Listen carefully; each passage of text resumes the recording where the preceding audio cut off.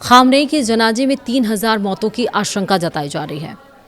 Iran ने आखिरकार इतनी बड़ी तैयारी क्यों की है और 3000 मौतें कौन टारगेट कर रहा है ईरान को फिर से? नमस्कार, आप देख रहे हैं न्यूज़ 18 का डिजिटल प्लेटफॉर्म। मैं हूं आपके साथ श्रुति श्रीवास्तव।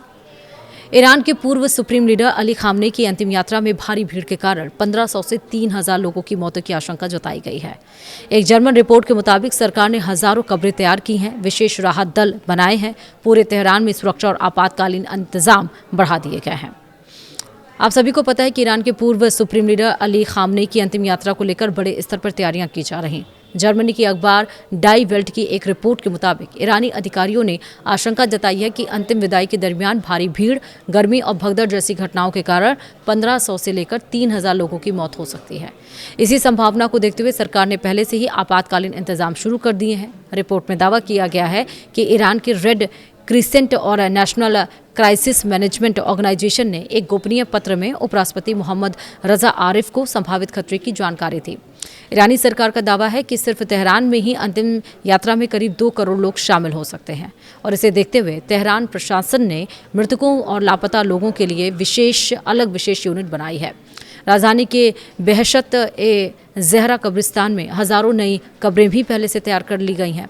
अली खामनेई की 28 फरवरी को अमेरिका और इजराइल के हवाई हमले में मौत हुई थी।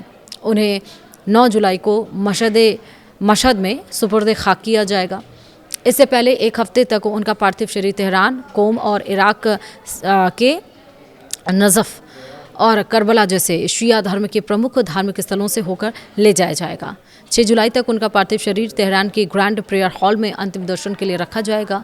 रिपोर्ट के मुताबिक भीड़ को नियंत्रित करने के लिए तेहरान में 24 घंटे मुफ्त मेट्रो और बस सर्विस चलाई जाएगी। हजारों बसें तैनात की गई हैं। स्कूल और मस्जिदों को बाहर से आने वाले लोगों के ठहरने की व्यवस्था के लिए तैयार किया गया है। शहर में सुरक्षा बढ़ा दी गई है और कुछ इलाकों में आवाजाही तथा हवाई सेवाएं पर भी असर पड़ सकता है। बताया गया है कि केवल तेहरान में 3 दिन के कार्यक्रम पर लगभग $1.7 करोड़ खर्च होने का अनुमान है।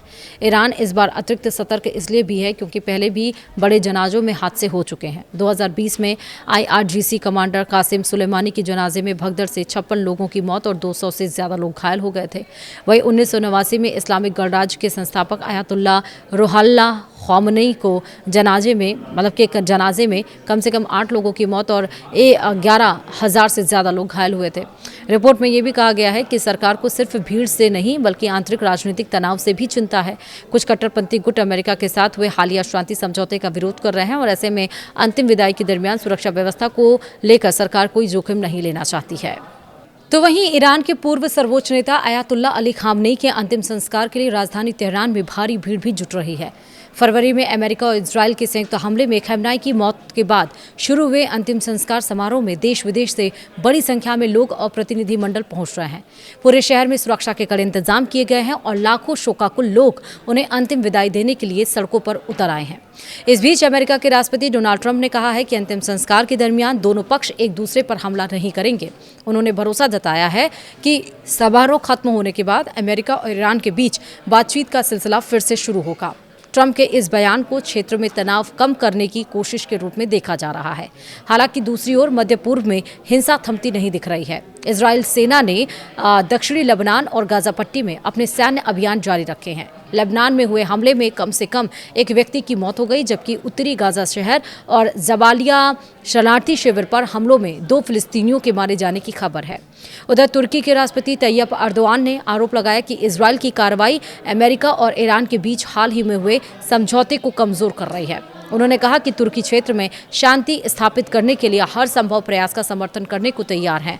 वहीं दूसरी ओर दिवंगत अयातुल्ला अली खामनेई के बेटे और ईरान के वर्तमान सुप्रीम लीडर के अंतिम संस्कार समारोह में आने को लेकर सस्पेंस बना हुआ है।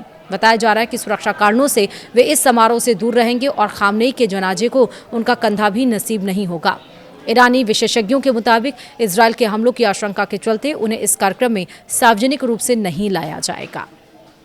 तो एक तरफ सुरक्षा के कड़े इंतजाम है, दूसरी तरफ उनके बेटे इस अंतिम संस्कार में नहीं आएंगे, तीसरी तरफ ट्रंप ने भी कह दिया है कि आखिरकार जब तक अंतिम यात्रा चल रही है तब तक कोई यहाँ पर हमला नहीं होगा।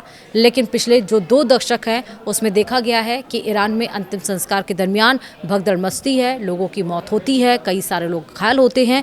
उन्हीं को देखते हुए, उन्हीं इंसिडेंट्स को देखते हुए इस बार व्यापक इंतजाम किए गए हैं। फिलहाल वीडियो में इतना ही। नमस्कार।